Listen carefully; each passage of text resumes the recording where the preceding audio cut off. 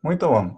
Olá, pessoal. Então, vamos continuar com essa discussão de simetrias, agora de forma mais detalhada, em particular, a relação entre simetrias contínuas e grandezas conservadas, que a gente começou a levantar no vídeo passado. Sim?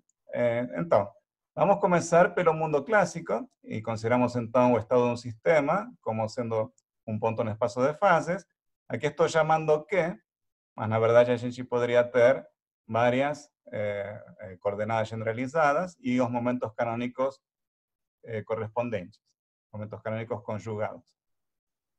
Então, a gente vai escrever de forma esquemática como uma única variável que a gente pode escrever as equações de Hamilton, dado um hamiltoniano que representa o sistema, e resolver, dado uma certa condição inicial, no espaço de fases, resolver a evolução Q de t, P de t, dada essa condição inicial. Outra coisa que a gente pode fazer é introduzir um observável f, que não tem dependência explícita no tempo, e calcular a taxa de variação quando a gente substitui Q e P pela evolução temporal. Aí aplicamos a regra da cadeia, as equações de Hamilton, e então vai resultar que essa taxa de variação é o parênteses de Poisson de f com h. No caso que a gente tem várias coordenadas, aqui então deveríamos ter um índice associado com a coordenada aquele, e aqui uma soma sobre cada uma das possibilidades. Perfeito, isso vocês já sabem. E em particular, vocês utilizam este tipo de discussão para dizer que se o parênteses de Poisson de f com h vale zero, então f é conservado. Tá? Perfeito. Agora vamos discutir isso da perspectiva do teorema de Nether. Para isso, o que eu vou fazer?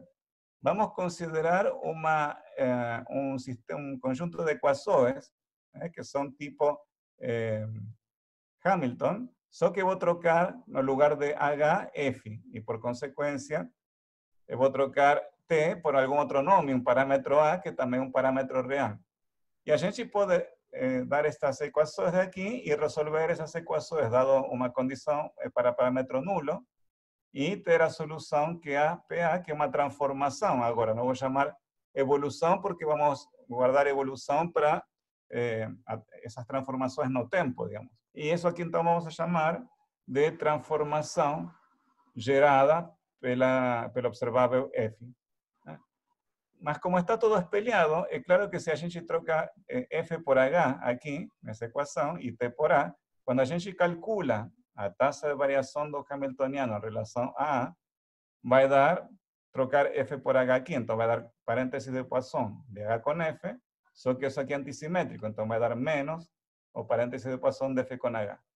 Portanto, a gente chega à conclusão que f é conservado, ou seja, isso aqui vale zero, ou seja, que esse parênteses de Poisson vale zero, se e somente se o hamiltoniano é invariante pela transformação gerada pelo observável f. Tá? Aqui, então, desse lado a gente tem a invariância do observável f quando a gente considera a transformação gerada por o hamiltoniano. Essa transformação chamamos de evolução do sistema, e essa invariância a gente chama de conservação. Agora, desse outro lado, temos algo muito similar, que é a invariância do hamiltoniano pela transformação gerada por f, e nesse caso, como o hamiltoniano representa o sistema, a invariância se chama simetria do sistema, e é contínua porque temos um parâmetro A, que pode tomar qualquer valor. Então, perfeito. Aqui fica claro, então, o teorema de Nether em termos de simetrias do sistema. Agora, a pergunta é que simetrias? Então, para isso, a gente tem que ter um entendimento de que tipo de transformações são geradas por diferentes observáveis f. Então, para isso, vamos considerar, primeiramente, um exemplo onde f vale a componente x do momento da partícula. Então, estamos em um exemplo aqui. No quadro anterior era a situação geral. Aqui vamos dizer que temos os graus de liberdade x, y e z, uma partícula que mora em 3 dimensões. Então, nesse caso, aquelas equações de Hamilton espelhadas são dx a dA igual a df de px, então vale 1, de px a de py vale 0, então de y a dA vale 0, y así todas as outras derivadas valen 0. Portanto, a solução são que todas aquelas que valen 0, quer dizer que a coordenada não muda com A. Então, tem os valores que temos para igual a 0. E aquela para x, então, como vale a derivada 1, então a solução é que vai ser A mais uma constante, e essa constante vai ser o valor de x quando A vale 0, que podemos chamar de x0. Então, se a gente coloca isso aqui numa imagem que está acontecendo com o estado do sistema, nessa transformação, isso que está aqui não é outra coisa do que um deslocamento. Se a gente tem um ponto no espaço de fases dado por essa coordenada x e esse momento p, conforme mudamos a gente vai ter a coordenada x vai se deslocar de A, y e z vão ficar invariantes, e p vai ficar invariante. Portanto, isso não é outra coisa do que deslocar o estado da partícula, uma quantidade A na direção x. Então, acabamos descobrindo que se o sistema tem simetria de translação na direção x, então Px vai ser conservado, através do teorema de Noether que vimos no primeiro quadro. Outro exemplo interessante é quando f vale Lz, componente z do momento angular. Vocês voltam a montar aquelas equações de Hamilton espelhadas, y vocês calculan esas derivadas parciais, vocês vão chegar a essas equações que estão por aqui, eso verificar, e vocês podem resolver isso aí. Digamos, vocês podem fazer como problema, como exercício. Aqui eu vou colocar uma forma possível de resolver esse sistema, que vai ser, eu gosto de escrever dessa forma, mas vocês podem verificar essa solução que estou dando, ou vocês inventam a forma que vocês preferem. Na forma que estou fazendo aqui, estou aqui primeiro, é fácil ver que a coordenada C independe de A, e depois essas outras duas equações podemos escrever em forma matricial com a matriz coluna, usando esta matriz M, que vale 0 menos 1, 0. Vocês vejam que esta equação, na primeira componente, tem de x a de A, menos 1 com y, aqui então menos y, tudo bem. E assim com outra componente. Agora, qual é a solução para este tipo de equação? Aí vocês lembram um pouquinho dos cursos de matemática. E, em geral, digamos, quando a gente tem a derivada de uma função f em relação a, se essa derivada fosse igual a lambda por f, com lambda independente de a solução seria e a la lambda a. Bom, aqui temos algo parecido, só que aqui temos uma matriz m em vez de lambda. Então, na verdade, a solução, vocês podem verificar que vale isso. Onde aparece, en vez de a la lambda m, e a la m está en el lugar de lambda, veces a. Y esa matriz exponencial de esa matriz aplicado sobre a condición inicial, a parámetro a igual a 0. Agora, na hora de escrever esta exponencial da matriz, nada melhor do que observar que m cuadrado vale menos a identidade, se vocês fazem o quadrado dessa matriz. Portanto, m se comporta como a unidade imaginária i. Agora, se e a la i a, vocês sabem que quando agrupam em potências pares e ímpares de a, quando fazem a expansão exponencial em série, acaba sendo cosseno de a vezes número 1 mais i seno de a, e isso acontece porque i quadrado vale menos 1, então, como m quadrado vale menos a identidade, vocês vão ter esta propriedade daqui, que vocês podem verificar. M no lugar de i, e uma identidade no lugar do 1, e vocês, isso aqui, vocês podem agora expandir dessa forma. Vai ter a identidade vezes cosseno e m vezes seno, aqui fora da diagonal. Portanto, esta solução tem essa cara que está aqui. Isso que está aqui não é outra coisa do que fazer uma rotação de x, y e z, para valores iniciais, para x0, y0 e c0, de um ângulo A com eixo Z. Então, a coordenada Z fica invariante e as outras duas coordenadas vão mudar x e y para esses valores novos. E vocês podem ver que essa equação tem a mesma forma que temos para x, portanto, o momento também vai rodar de um ângulo A. Então, exatamente, vemos que Lz gera como transformação via essas equações de Hamilton espelhadas, uma rotação do sistema. Portanto, se o sistema tem invariância por essa rotação com eixo Z, Lz vai ser conservado. Perfeito. Agora vamos para a mecânica quântica. Na mecânica quântica, o estado de um sistema de uma partícula está dado por uma função de onda, por exemplo, e a evolução vai estar dada pela equação de Schrödinger. Este H é o hamiltoniano, seria menos A cortado ao quadrado sobre 2m laplaciano mais o potencial U de x que está sentindo a partícula. Vamos continuar fazendo algo tipo agora, algo análogo a todo o processo que a gente fez no caso clássico. Então vamos considerar um observável f. Agora vamos considerar o valor esperado daquele observável f no estado psi, que está dado por este integral que está aqui. Calculamos a taxa de variação daquilo. Multiplicamos por I cortado, só para simplificar um pouquinho a discussão, é um detalhe. E a gente vai ter então que essa taxa de variação, vocês podem calcular esta derivada de psi conjugado, depois tem outro termo onde vocês derivam psi, novamente estou supondo que f não tem dependência explícita no tempo, e vocês vão verificar nesse problema que o resultado vai dar psi conjugado, o comutor de f com h, aplicado a psi. Isso vocês já devem ter feito mecânica quântica, e aí vocês podem ver que se f com h comuta, então o valor esperado de f é conservado na evolução do sistema psi dado por a equação de Schrödinger. Perfeito. Agora vamos fazer essa questão espelhada. Então pegamos, em vez da equação de Schrödinger, pegamos uma equação que tem a mesma forma, só que trocando h por algum observável f qualquer, e o tempo por um parâmetro a, e a gente pode resolver essa equação em termos da condição inicial, que vai ser uma certa função de onda psi de x, e calcular o valor esperado do hamiltoniano e ver como esse valor esperado muda conforme a gente vai mudando o parâmetro a. Você, como está todo, todo análogo, é claro que no final esse resultado tem que trocar f por h, então fica como h com f, mas outra vez isso aqui é antisimétrico, assim como o parênteses de Poisson, então dá menos f com h. Novamente, então, temos duas leituras. Se f com h, o comutador agora vale 0, uma delas é que vocês estão mais acostumados é que f, o valor esperado de f, é invariante pela transformação gerada pelo hamiltoniano, que se chama evolução, e a invariância se chama conservação, nesse caso.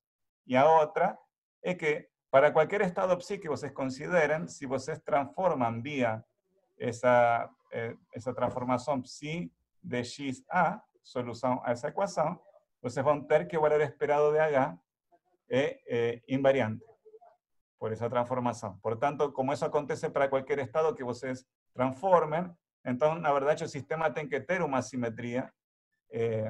E a pergunta é que tipo de simetrias poderia ter o sistema? Bom, isso vai depender da transformação que vai gerar f, e agora passamos de novo, então, naquela discussão.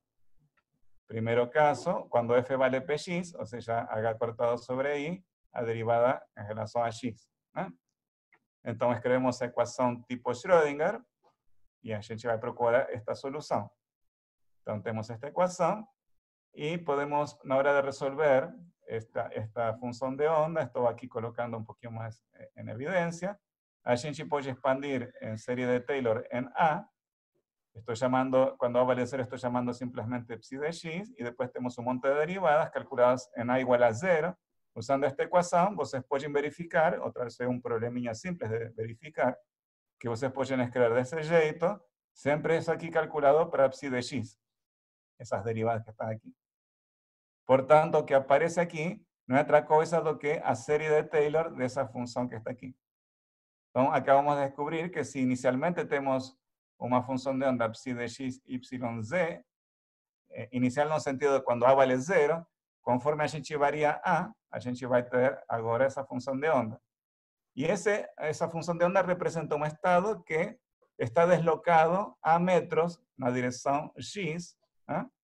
¿Por quê? Porque vocês vejam que tudo que acontece com essa função transformada, quando x está em a, por exemplo, vai ser o que acontece com psi de x, cuando a coordenada x vale 0. Entonces está deslocado el sistema en la dirección x. Si a gente grafica aquí a densidade de probabilidades, e essa aqui é uma densidade típica onde está localizada a função psi de x, então a função esta que está aqui tem uma densidade de probabilidades deslocada na direção x, uma quantidade de A metros. Então, descobrimos que o operador momento componente X, no mundo quântico, está fazendo o deslocamento do sistema na direção X. Assim como no mundo clássico, o momento componente X fazia isso, né, sobre os estados do sistema clássicos. Portanto, se o sistema tem uma simetria de translação, agora, novamente, vamos ter que o valor esperado de Px vai ser invariante pela evolução do sistema dada pela equação de Schrödinger. Passamos para o segundo exemplo. Quando f vale a componente z do momento angular, e novamente estes px e py são cortados sobre i pelas derivadas em relação às coordenadas respectivas. A gente escreve novamente a equação tipo Schrödinger e vou deixar como problema que vocês resolvam este tipo de transformação, que é o que seria. Para isso, a dica que já adiantei no vídeo anterior é passar para coordenadas cilíndricas e resolver essa equação em coordenadas cilíndricas para a função de onda de Ross de φ. E vocês vão descobrir depois o que está acontecendo com essa transformação e na hora de interpretar vocês vão chegar à conclusão que o que está acontecendo com a densidade de probabilidades da função de onda psi de x, conforme a muda, é que essa densidade de probabilidade vai ficar rodada um ângulo A e fazendo uma rotação com eixo Z. Portanto, novamente, o momento angular, agora no mundo quântico, implementa a rotação do estado do sistema. Portanto, se o sistema tem simetria de rotação no eixo Z, o valor esperado de Lz vai ser conservado pela evolução dada pela equação de Schrödinger, mesmo, digamos, equação que está associada com o hamiltoniano. Muito bom. Finalmente, aqui estou fazendo o seguinte, considerar, ao invés do hamiltoniano, um observável G genérico, e outra vez considerar as transformações geradas por F via uma equação tipo Schrödinger associada a F. E é só copiar, digamos, onde tem H na discussão anterior, trocar por G, a gente tem esta propriedade. E por que estou fazendo isso? Porque eu quero que vocês façam este outro problema agora, né? Então, primeiro, a gente tem esta propriedade para essa variação do valor esperado de G, e vocês podem fazer estas análises dessas três equações, considerar quando G vale Lx, Ly ou Lz, e quando F vale Lz. Então, por exemplo, quando consideran como GLZ, vocês têm que esse valor esperado da componente Z não muda quando vocês pegam o sistema psi e rodam com eixo Z, né?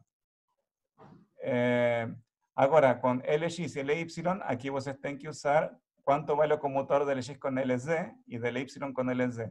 Quando vocês coloquem essa informação, vocês vão poder resolver o valor esperado de Lx, de Ly e Lz, como que evolui conforme vocês mudam A. Ou seja, conforme vocês vão rodando o sistema com eixo Z. Porque todas estas mudanças que estão considerando estão associadas à transformação gerada por Lz, que é da rotação, como a gente já viu no quadro anterior. Mas o que vocês vão aprender com isso é o seguinte, então, que quando vocês resolvem essas equações, a solução vai ser que desse problema é que estas três quantidades elas rodam justamente como as três componentes de um vetor, que tem que ser, porque Lx, Ly e Lz são as componentes de um pseudo-vetor. Perante rotações é a mesma coisa, a área de transformação de um vetor. A componente Z não pode mudar, que está já dito nessa equação. E as outras duas têm que rodar, como a gente já viu en discussão um pouquinho antes, com coordenadas xy, px, py, bom, a mesma coisa para Lx, Ly, nesse caso aqui nos valores médios.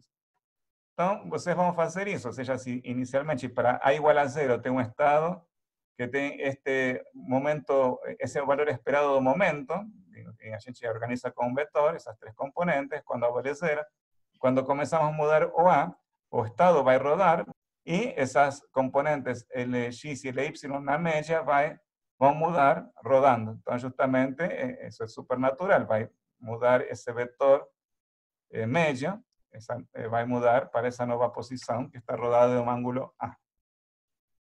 Então, o que tem interessante aqui é essa álgebra de momento angular, não é porque simplesmente a gente calcula e dá, por exemplo, Ly com Lz e acortado Lx. Tudo bem, a gente calcula esses comutadores sobre as funções de onda e dá isso. Mas o importante é que esse resultado tem um significado muito profundo em termos de rotações. Aqui temos um certo valor para Ly, esse valor esperado de y nesse estado vale 0, o valor esperado de y. Tá? Agora, se a gente roda um pouquinho, aqui esse valor de A, Ly, o valor esperado, estamos já esperando que ele tenha um valor diferente de 0, e quanto maior seja o valor do valor esperado de Lx, quando a gente roda um certo ângulo A, esse valor que ganha Ly vai ter que ser maior, vai ter que aumentar, de forma proporcional a Lx, ao valor esperado de Lx. Então, vocês vejam que aqui a taxa de variação de Ly está dada por, aqui vai dar y cortado Lx, então justamente proporcional ao valor esperado de Lx. Então, aí temos uma forma muito legal de visualizar esse tipo de álgebras, e isso vai ser transferido para qualquer outra situação envolvendo simetrias e leis de transformação. Muito bom, isso que eu queria contar hoje. Nos vemos na próxima. Tchau, tchau.